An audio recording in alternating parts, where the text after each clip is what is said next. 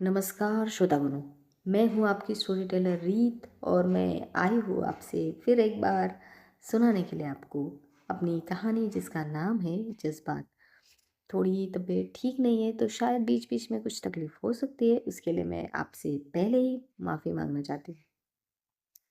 तो कहानी हमने पिछले पार्ट में देखा था कि जो रिदिमा है वो शान को धीरे धीरे अपना बना रही थी। और कैसे बना रही थी ये जानने के लिए आप पिछला पार्ट ही देखिएगा। अब देखते हैं उसके आगे। शान और रिदिमा एक दूसरे को बड़ी डीप किस करे जा रहे थे। तभी अचानक जो रिदिमा है उसका मोबाइल रिंग करने लगता है। पहले तो वो उसे बिल्कुल इग्नोर कर देती है और अपना पूरा ध्यान उसका शान में था, शान को प्यार करने में था। लेकिन मोबाइल 2 3 4 बार रिंग करने की वजह से वो थोड़ा इस इरिटेट हो जाती है और शान को थोड़ा सा अपने से दूर करके अपने फ़ोन को उठाती। तभी सामने से आवाज़ आती कि मैम, आज आप की मीटिंग है तो मैं नीचे खड़ा हूँ। तो वो कहते कि ठीक है, तुम खड़े रहो, मैं आ रही हूँ। और ये कहकर वो अपना वो कॉल डिस्कनेक्ट कर देती है। जैसे ही पीछे मुड़ती है अपनी जो अधूरी सी चीज़ें हैं उन्हें पूरी करने के लिए, तो वो देखती है कि उसके सामने कोई नहीं था। वो इधर उधर देखने लगती है तो उस पूरे कमरे में कोई नहीं था। वो बेड के पास जाती है तो देखती है बेड पे, जहाँ पे कुछ समय पहले वो और शान कुछ रोमांटिक से मोमेंट बिता रहे थे, वहाँ पे शान थी ही नहीं। वो जल्दी से अपने वार्डरोब की तरफ भी जाती है लेकिन वहाँ पे भी शान नहीं थी। शान वहाँ पे थी ही नहीं। ये बस रिधिमा का वो कहते हैं ना कि जो दिल के अंदर होता है वो शायद रियल लाइफ में खुली आंखों से वो सपना देख रही थी। तभी वो आईने की तरफ देखती है और अपने चेहरे की तरफ देखती है और आंखों में आंखें मिलाकर कहती है कि ये ये क्या क्या सोच रही हूँ मैं। इस चीज़ के लिए मेरे पास ना टाइम है, ना मेरी ज़िंदगी में इस चीज़ की कोई भी ज़रूरत। और मैं ऐसा कभी भी नहीं होने दूँगी, कभी भी नहीं। अपनी पुरानी गलतियों से कुछ तो सीखना ही चाहिए। और रिद्धिमा बजाज अपनी गलतियों को कभी नहीं दोहराती। ऐसा कहकर वो अपने सूट को ठीक करती है और उस कमरे से निकल जाती है। दूसरी तरफ दिखाते हैं कि जो शारन है वो उस क्लब से अपने घर पहुंच गई थी। हाँ, रीचा ने उसे उस ड्राइवर को उसके घर छोड़ने के लिए कहा। वो जब घर के बाहर पहुंच जाती है तो वो अपना थोड़ा सा हुलिया चेक करती है कि जो वो क्लब में मेकअप और वो सब किया हुआ था वो कुछ भी उसके चेहरे पर है तो नहीं। और एक प्यारी सी स्माइल करते हुए अपनी घर की बेल बजाती है। जैसे ही बेल बजती है सामने से दरवाज़ा खुलता है। सामने एक औरत खड़ी थी जो बड़े गुस्से में शारिन की तरफ देखती है और कहती है, वक्त देखा है तुमने, क्या हुआ है? तुम कुछ जिम्मेदार बनोगी या नहीं? तभी शारिन उस औरत को इग्नोर करते हुए घर के अंदर आ जाती है और कहती है, माँ घर में तो आने दो, आप तो बाहर से ही चालू हो गई। आपकी कभी बातें खत्म होगी? तू पहले मेरे सवालों का जवाब दे। कहाँ थी तू? रात भर कहाँ थी? मैंने तुझे कितने कॉल्स किए, घर के बाहर जाके कितनी चक्कर्स लगाए कि तू अब आएगी, तब आएगी, तब आएगी। पूरी रात चली गई लेकिन तेरा कहीं भी अता पता नहीं था। तू गई कहाँ थी? और शारन शारन बस अपनी बैग रख रही थी और कुछ चीज़ें रख रही थी। यूँ मानो वो अपनी माँ को इग्नोर कर रही थी। लेकिन माए, आपको तो पता है, एक बार माँ ने पीछा पकड़ लिया तो वही भगवान भी उनसे पीछा नहीं छुड़ा सकता। और वही हाल शारन का था। वो बहुत इग्नोर करने की कोशिश कर रही थी लेकिन उसकी माँ उससे सवालों की बौछार किए जा रही थी। एक टाइम ऐसा आता है कि उसकी माँ उसका हाथ पकड़ लेती है और उसे अपने सामने खड़ा कर देती है और कहती, तू यहाँ खड़ी रह और मुझे बता, कहाँ थी तू रात भर? वो, माँ मैं प्रीति के यहाँ थी, मेरी एग्ज़ाम है और इसलिए मैं बस पढ़ाई कर रही थी। एग्ज़ाम? तूने तो कहा कि तेरी एग्ज़ाम हो गई और तू पास आउट भी हो गई। अब तो तुझे जॉब के लिए जाना है, इंटरव्यू के लिए जाना है, तो फिर ये एग्ज़ाम कौन सी एग्ज़ाम? ओह हो माँ, इंटरव्यू की भी एक एग्ज़ाम ही है, उसकी प्रिपरेशन करनी पड़ती है या नहीं? इसलिए मैं प्रीति के घर पे रुक गई थी, उसकी ही प्रिपरेशन कर रही थी। तो तू मुझे बता नहीं सकती थी? कॉल नहीं कर सकती थी? माँ सॉरी, मैं भूल गई। तुझे तो सारी दुनिया की सारी बातें याद रहती है, फालतू बेहालतू सारी बातें याद कर लो, लेकिन जो इम्पोर्टेंट है वो तू भूल जाती है। तुझे पता है मेरा दिल कितना बैठा चाह रहा था? एक कवारी लड़की और वो भी जवान, अगर घर से रात भर बाहर हो तो माँ के दिल में कैसे कैसे ख्याल आते हैं। तुझे तुझे तब समझ में आएगा जब तू खुद माँ बनेगी। और ऐसा कह के वो सोफे पे बैठ जाती है मायूस बन के। तभी शारिन उनके पास जाके बैठती है और कहती है, ओहो माँ, बहुत फिक्र करती है। आपकी बेटी बहुत स्ट्रांग है, उसके साथ कुछ भी ऐसा वैसा नहीं हो सकता। और सच में मैं प्रीति के पास थी। हाँ सॉरी, मुझे याद नहीं रहा। ऐसे कह के वो कान पकड़ लेती और कहती, प्लीज़ माफ़ कर दीजिए। और वो बड़े प्यार से कहती है। उसकी ये प्यार भरी बातें सुनकर उसकी माँ पिघल ही जाती है आखिरकार। माँओं का दिल होता ही आइस केक की तरह है, जो बहुत ही कूल होता है और जल्दी जल्दी पिघलने लगता है। तो उसकी माँ उसकी तरफ देखती है और कहती है, अच्छा अच्छा ठीक है, लेकिन आइंदा से अगर तू रात में कहीं काम कर रही हो, कुछ कर रही हो, मुझे फ़ोन किए बिना या मुझे बताए बिना अगर तू गई ना तो देख ले। ओके माँ, ठीक है, मैं ऐसा कभी नहीं करूँगी। ओके, चलिए आराम कीजिए, मुझे पता है आप रात भर सोई नहीं होगी। चल तू भी सो जा। नहीं माँ, मैं प्रीति के यहाँ पे सो गई थी, मुझे इंटरव्यू के लिए जाना है और मैं लेट नहीं होना चाहती हूँ, प्लीज़। ठीक है, जा रेडी हो जा, मैं तेरे लिए नाश्ता करवा देती हूँ। नहीं माँ, आप सो जाइए, मैं खुद बना लूँगी। ऐसा कह के वो अपने कमरे की तरफ चली जाती है। फिर वो रेडी होती है प्रॉपर, जैसे उसे ऑफिस के लिए जाना था, और नाश्ता वाश्ता करती है और अपनी माँ को देखती है तो वो सो चुकी थी क्योंकि रात भर वो परेशान हो गई थी। वो अपनी माँ के पास धीमे धीमे कदमों से जाती है और उनके पास बैठती है और उनका हाथ हाथों में लेकर कहती कि बस माँ, कल की रात आखिरी रात थी। आज के बाद मैं ऐसा काम बिल्कुल नहीं करूँगी जिसकी वजह से आपको मेरी फ़िक्र करनी पड़ेगी। आज का ये दिन नई सुबह और मेरी ज़िंदगी नई शुरुआत लेकर आया है। आई प्रॉमिस, मैं आपको कभी शर्मिंदा नहीं होने दूँगी और आपका सिर हमेशा ऊँचा रखूँगी। आई एम सॉरी आपसे झूठ बोलने के लिए। ऐसा कहकर वो उसकी माँ का हाथ धीरे से बेड पे रखती है और धीरे से जाके उनके फोरहेड पे छोटी सी किस करती है और कहती है कि I love you mom, I love you so much. और ऐसा कह के वो धीमे धीमे कदमों से रूम से बाहर आ जाती है। अब वो घर से बाहर आ जाती है और देखती है कि बाहर प्रीति खड़ी थी। प्रीति बड़ी सी स्माइल करके कहती है, चल चल, लेट हो रही है तू इंटरव्यू के लिए। प्रीति, थैंक गॉड तू आ गई। मैं यही सोच रही थी कि अब मैं यहाँ से इतनी दूर कैसे जाऊँगी। मुझे पता ही था कि तू कैसे जाएगी, इसलिए मैं तेरे लिए स्कूटी लेकर आई हूँ। चल अभी। ओके। ऐसा कह के वो प्रीति के पीछे बैठ जाती और दोनों ही अपनी स्कूटी की सैर करने ऑफिस की तरफ चले जाते। वैसे तुझे क्या लगता है? क्या लगता है मतलब शायद? नहीं, अरे तू वहाँ पे इतने दिनों से काम कर रही है तो वहाँ की बॉस मतलब कैसी है? बॉस, बॉस तुझे वहाँ जाके ही पता चलेगा। उनके खुद के रूल्स है, उनके खुद के रेगुलेशन है। अगर उनके रूल्स तोड़े जाए तो सज़ा के तौर पर बॉस क्या करेगी किसी को नहीं पता। और अच्छा काम किया जाए तो रिवॉर्ड भी कितना देगी ये भी बता नहीं सकते। वो अनप्रिडिक्टेबल है, उनके बारे में कोई भी कुछ भी नहीं बता सकता। वो कब गुस्सा हो जाती है और कब अच्छे से बात करती है ये कोई नहीं जानता। अच्छा, इतनी मतलब अजीब है वो? अजीब नहीं, बहुत अजीब है। तुझे पता चल ही जाएगा। वैसे एक बात अच्छी है कि तू वहीं पे काम कर रही है जहाँ मैं काम कर रही हूँ। वैसे भी मुझे वहाँ पे एक गॉसिप दोस्त मिलने वाली है फिर से। और दोनों ऐसे बातें करके हँसते हँसते अपनी ऑफिस की तरफ चले जाते हैं। ऑफिस के सामने आके स्कूटी खड़ी होती है तो प्रीति कहती है कि तू रुक, मैं इसे पार्किंग लॉट में पार्क करके आती हूँ। ओके ठीक है, जा। और वो सामने देखने लगती है। सामने बजाज एंटरप्राइजेस। जी हाँ, हमारी शारन बजाज एंटरप्राइजेस में काम करने आई थी। वो बहुत खुश थी, बहुत खुश, क्योंकि एमबीए करने के बाद उसे एक अच्छी जॉब मिली थी और वो भी इतनी बड़ी कंपनी में जहाँ पे जॉब करने की वजह से उसका फ्यूचर सिक्योर होने वाला था और वो बहुत खुश थी। लेकिन भाई सच में उसका फ्यूचर सिक्योर होने वाला था या फिर कुछ शांत तूफान उसकी तरफ बढ़ रहा था। वो तो आगे ही पता चलेगा।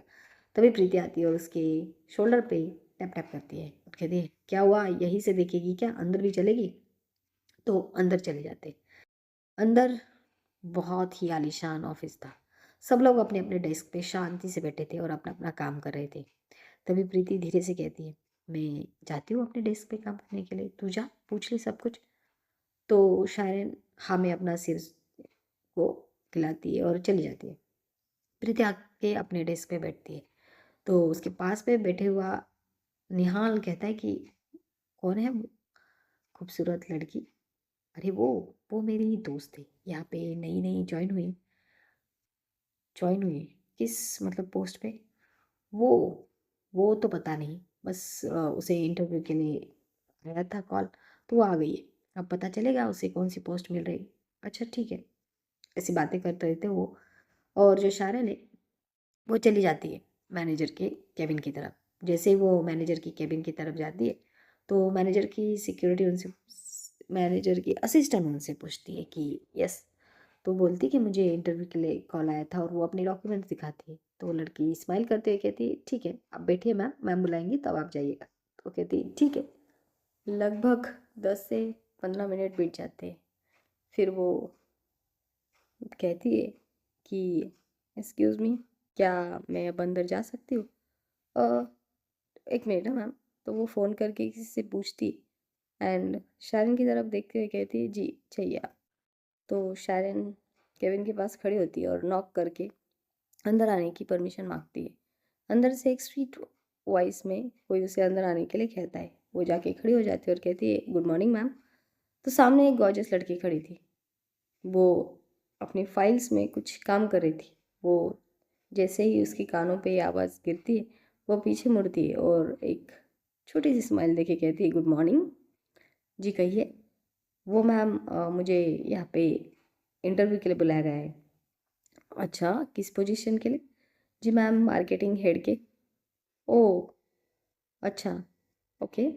क्या मैं आपके डॉक्यूमेंट्स देख सकती हूँ? तो वो अपने डॉक्यूमेंट्स आगे कर देती है। तो वो जो इंसान था वो डॉक्यूमेंट्स देखती है एंड इम्प्रेस हो जाती है कि मतलब हाँ काफ़ी टैलेंटेड थी हमारी शायरन। Okay nice. आपने स्कॉलरशिप पे पूरी पढ़ाई की है और आपको मार्क्स भी अच्छे मिले, first class, very nice, thank you ma'am. और ऐसा कह के वो उसे बैठने का इशारा करती है तो शायरन चेयर पे बैठ जाती है। सारे डॉक्यूमेंट्स देखने के बाद वो लड़की कहती कि "अ, देखिए आई एम सॉरी बट हमारे यहाँ पे जो मार्केटिंग हेड की जो पोजीशन है वो एक्चुअली हमने किसी और को दे दी है, so I am so sorry about that. जब ये शायरन सुनती है तो वो मायूस हो जाती है क्योंकि उसे लगा था कि आज का दिन कुछ नया सवेरा है, कुछ नई शुरुआत है और कुछ उम्मीदें हैं। लेकिन फिर से मायूस हो जाती है क्योंकि हाय हमारी ज़िंदगी मायूसी के लिए बनी है, शायद ऐसा ही कुछ लग रहा था उसे। तभी वो लड़की कहती कि देखिए मायूस होने की कोई ज़रूरत नहीं, वैसे आप चाहे तो मैं आपको किसी और पोजीशन के लिए रिकमेंडेड कर सकती हूँ। तो शायरन उसकी तरफ देखने लगती है। जी हाँ, एक्चुअली बॉस को एसोसिएट की ज़रूरत है। अगर आप चाहें तो आप वो पोजीशन ले सकती हैं और उस पोजीशन के लिए आपको जितनी सैलरी मार्केटिंग हेड को मिलती है उससे दुगनी ही मिलेंगी, सोच लीजिए। पर मैम वो अरे आप देखिए, आप बस कुछ दिनों के लिए या कुछ महीनों के लिए वो काम कर लीजिए। जैसे ही मार्केटिंग हेड की या कोई और पोजीशन खाली हो जाएगी हम आपको वो पोजीशन दे देंगे। तभी वो कहती कि ओके मैम। तो वो लड़की स्माइल करती है और कहती है, ये हुई ना बात, मुझे तुमसे यही उम्मीद थी। ओके तो ठीक है, आज से ही काम शुरू कर दो, जाओ। आज से ही? हाँ मैंने कहा ना कि एसोसिएट की पोस्ट खाली है तो आज से ही चाहिए वहाँ पे कोई। और वो फ़ोन करती और बाहर से अपने असिस्टेंट को बुलाती और कहती कि इन्हें मैम के एसोसिएट की जगह मिली है, जाओ इन्हें बता दो सब कुछ। तो लड़की कहती कि ठीक है मैम।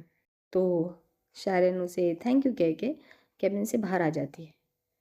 तभी जब प्रीति देखती है कि शायरन बाहर आ गई है तो प्रीति उसके पास चल जाती है और कहती है क्या हुआ, कॉन्ग्रेचुलेशंस, तेरा काम हो गया ना। तो शायरन तो कुछ चुप थी क्योंकि वो कुछ सोच रही थी। तभी प्रीति जो है वो एसोसिएट की तरफ देखती है और कहती कि क्या हुआ, क्या कहा प्रिया मैम ने इन्हें। तो कहती कि प्रिया मैम ने इन्हें रिधिमा मैम के एसोसिएट की जॉब ऑफर की है और इन्होंने हाँ भी बोल दिया है। तो प्रीति के हाथ में जो फाइल्स थी ना वो सीधा गिर जाती है और वो कहती कि व्हाट। तभी शायरन जो है वो प्रीति की तरफ देखने लगती है और प्रीति तो खड़ी थी और शायरन जल्दी जल्दी वो फाइल उठाने लगती है और कहती क्या कर रही है प्रीति, पागल हो गई है क्या तू, चल जल्दी उठा। तो प्रीति थोड़ा ऐसे खुद को संभालती है और नीचे बैठती है और कहती कि तू तू पागल हो गई, तूने एसोसिएट की जॉब के लिए हाँ बोल दी। हाँ तो क्या हुआ, अब वही पोजीशन खाली थी और उन्होंने कहा कि मुझे वो दुगनी सैलरी देंगी। अरे दुगनी सैलरी देंगी, लेकिन क्यों देंगी ये नहीं पूछा क्या तूने उससे, प्रिया मैम से। अरे उन्होंने इतनी अच्छी ऑफ़र दी तो मैंने ले ली, पर क्यों, क्योंकि यहाँ पे सिर्फ एक ही एसोसिएट की जगह खाली है और वो है रिधिमा मैम की, समझी तू। और तू खुद अपने तूने अपने पाँव पे और अपने करियर पे कुल्हाड़ी मार ली है। व्हाट, क्या कह रही है तू, सही तो कह रही हो, तूने रिधिमा मैम के एसोसिएट का जॉब ऑफर एक्सेप्ट किया है। तुझे पता है वो कैसी है, वो मतलब अब तक जब से मैं इस ऑफिस में आई हूँ अब तक उनकी 5 से 6 एसोसिएट चेंज हुई है। एक तो वो परेशान होके खुद छोड़ के चली जाती है या फिर रिधिमा मैम उन्हें धक्के मार के ऑफिस से निकाल देती है और उनका करियर ख़त्म। और तूने उनकी एसोसिएट का जॉब लिया है, सीरियसली शारन, तुझे कोई और नहीं मिला क्या। तभी ऑफिस में सारी तरफ सन्नाटा हो जाता है, कीप साइलेंट। और ऑफिस के मेन डोर खुलता है, वहाँ पे रेड कलर के बॉसी सूट में रिधिमा की एंट्री थी। रिधिमा बहुत स्ट्रिक्टली चल के आ रही थी, चेहरे पे कोई एक्सप्रेशन नहीं, स्ट्रेट फेस और बड़े एटीट्यूड से घमंड से वो चल के आ रही थी। किसी की तरफ कोई नजर नहीं, सिर्फ अपनी मंजिल की तरफ चले जा रही थी। और वो चलते हुए अपने कैबिन के पास खड़ी हो जाती है और कहती कि 10 मिनट में सब लोग मुझे मीटिंग हॉल में चाहिए। और ऐसा कह के वो अपने कैबिन में चली जाती है। जैसे ही वो ये कहती है सारे ऑफिस में उसके जाने के बाद चर्चा शुरू हो जाती है कि आज क्या हुआ, मैम ने मीटिंग क्यों बुलाई है, क्या हुआ, कुछ गड़बड़ की है क्या किसी ने। सब यही बोल रहे थे। तभी शारिन प्रीति की तरफ देखती है और कहती कि ये सब क्या है। तो प्रीति कहती तूने देखा नहीं, मैम आ गई है मैम, चल भाई चल, मीटिंग के लिए जाना है, मुझे भी जाना है और अब तुम्हें भी जाना है क्योंकि तुम मैम की एसोसिएट हो। तभी जो शारन है वो कुछ नहीं कहती, वो बस ऑब्जर्व कर रही थी ऑफिस को, रिधिमा के आने को और क्या चल रहा है उस चीज़ों को। तभी सब लोग मीटिंग हॉल में पहुंच जाते हैं और मीटिंग हॉल में रिधिमा आ जाती है। जैसे ही रिधिमा आती है सब शांत हो जाते हैं सब।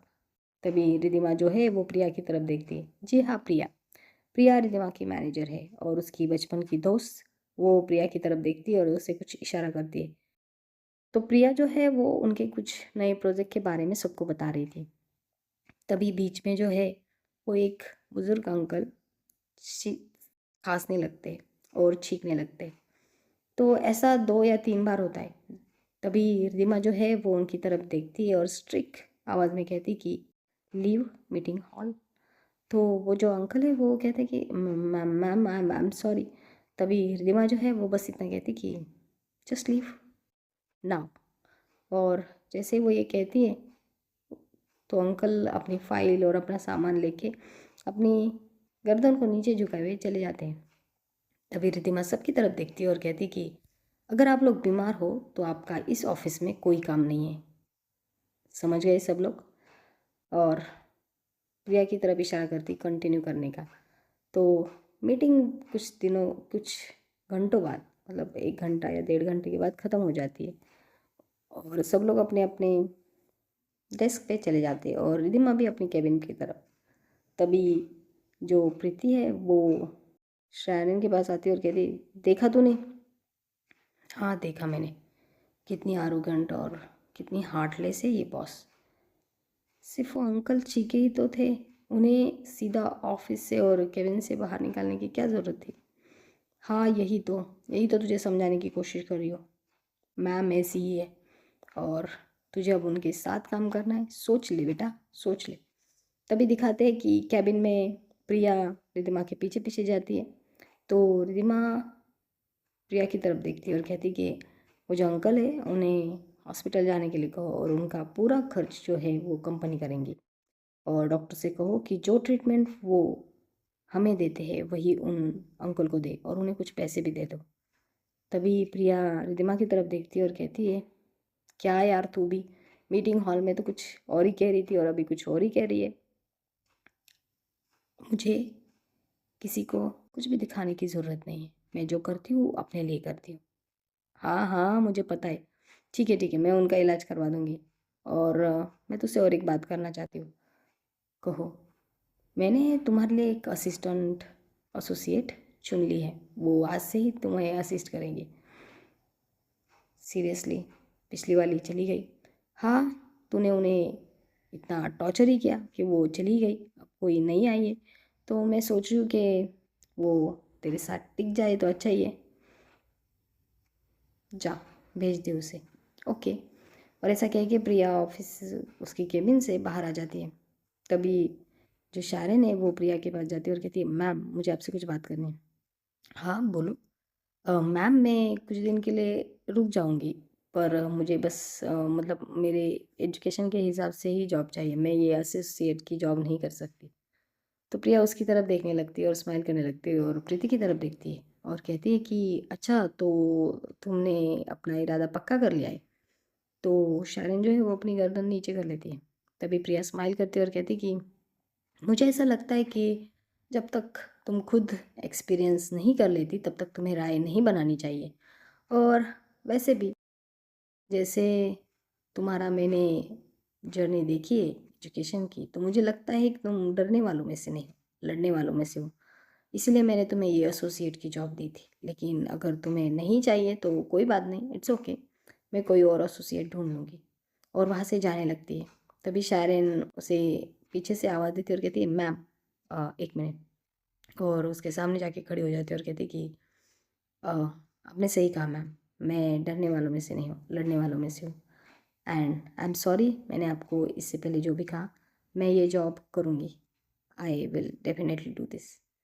तो प्रिया स्माइल करती है और कहती है, मुझे तुमसे यही उम्मीद है मिस शारन। और स्माइल करती है और कहती है, जाओ तुम्हारी बॉस तुम्हारा वेट कर रही है। और वहाँ से चली जाती है। तभी प्रीति उसके पास आती है और कहती, पागल हो गई क्या, अच्छा मौका था ना, मैम ने खुद ही बोला था कि तू क्वाइट कर सकती है, तो फिर। हाँ बोला तो था, लेकिन उन्होंने और एक चीज़ भी सिखाई ना, कि हमें लड़ना चाहिए, डरना नहीं चाहिए। तो मैं सोच रही हूँ कि मैं लड़ूँ। पागल हो गई क्या, तू जिससे लड़ने जा रही है ना वहाँ पे तू लड़ नहीं सकती, सिर्फ वो लड़ सकती है और तुझे बस उनकी वारों को झेलना पड़ेगा, समझ रही है। देखते हैं अब, सोच तो लिया है, अब देखते। और ऐसा कह के वो चली जाती है। वो केबिन के पास जाती है और धीरे से नॉक करती है। तो अंदर से तो कोई आवाज़ नहीं आती पहले। वो फिर से नॉक करती है तो एक गहरी शांत आवाज़ आती है, कम इन। तो अंदर चल जाती है और खड़ी हो जाती है और कहती कि गुड मॉर्निंग मैम, मैं शारन, आपकी नई एसोसिएट। हाँ हाँ, इंट्रोडक्शन हम बाद में कर लेंगे, पहले एक काम कर ले। वैसे भी इंट्रोडक्शन के लिए टाइम ही नहीं होता, इंट्रोडक्शन जब तक हो जाए तब तक एसोसिएट जॉब छोड़ के चले जाते। बट मैम मैं उनमें से नहीं हूँ। तभी जो रिधिमा है जो काम कर रही थी, वो ये आवाज़ सुन के सामने देखने लगती है और कहती कि देखते हैं तुम कितने दिनों तक यहाँ टिक पाती हो। "हम्म, देखते हैं मैम। हम्म, मुझे तो नहीं लगता, क्योंकि तो एक तो तुम घमंडी हो और एक तुम लड़की हो। अ, इसीलिए कह रही हूँ मैम, मैं यहाँ टिक जाऊँगी क्योंकि मैं घमंडी हूँ और लड़की हूँ, बिल्कुल आपकी तरह। तो भाई साहब पूरे टक्कर के जवाब दे रही थी शारन रिधिमा को। और रिधिमा बस अपनी नज़रों को गड़ाए पूरा जो शारन है उसे स्कैन कर रही थी कि है कौन भाई, ये कहाँ से आई है, ऐसे जवाब दे रही है मुझे पहले दिन ही। और वो उसके तरफ देखते हुए कहती, देखेंगे, but I am challenge you. तुम्हें मैं नहीं निकालूंगी, आई प्रॉमिस। तुम खुद ही मुझसे इतना परेशान हो जाओगी कि तुम खुद ही ये जॉब छोड़ के चली जाओगी। देखते हैं मैम, ये तो आने वाला वक्त ही बताएगा। और एक छोटी सी स्माइल कर दी शैरिन। तभी रिद्धिमा उसके हाथों में फाइल देते और कहती, जाओ, शुरू हो जाओ, गेट आउट। और जो शैरिन है वो थोड़ी छोटी सी स्माइल करती है और उस केबिन से बाहर आ जाती है और बाहर आके गहरी सांस लेती है और छोड़ती है। तभी प्रीति उसके पास दौड़ के आती है और कहती, क्या हुआ? कुछ नहीं, शेर के मुंह से बाहर आ गई, ऐसी फीलिंग आ रही मुझे। मैंने बताया ना तुझे, ठीक है देखेंगे। और जो रिद्धिमा है वो बस उस दरवाजे की तरफ देख रही थी, क्योंकि आज पहली बार रिद्धिमा को किसी ने जवाब दिया था, बड़े ही कोल्ड काम आवाज़ में। लेकिन जवाब जवाब पूरा पावरफुल था। वो उस दरवाजे की तरफ देखते और 2 मिनट के लिए कहती कि देखेंगे, और ऐसा कह के वो अपने काम में लग जाती है। तो बस आज का ये एपिसोड यही तक था। देखेंगे आगे क्या क्या होता है, क्या रिद्धिमा और शायरन की कितनी तकरार होती है या फिर और भी बहुत कुछ होता है। ये शायरन, स्वीट शायरन, रिद्धिमा को अपनी स्वीटनेस में डाल पाएगी या नहीं, देखते रहिए। जज्बात, क्या रिद्धिमा के जज्बात जागेंगे शायरन के लिए, ये तो आने वाला वक्त ही बताएगा। सो बस अभी की स्टोरी यहाँ तक के लिए। आप प्लीज़ श्रोतागणों मेरी स्टोरी को लाइक कीजिएगा, शेयर कीजिएगा और कमेंट कीजिएगा कि आपको स्टोरी कैसी लगी। और मेरे चैनल को सब्सक्राइब करना मत भूलिएगा। धन्यवाद।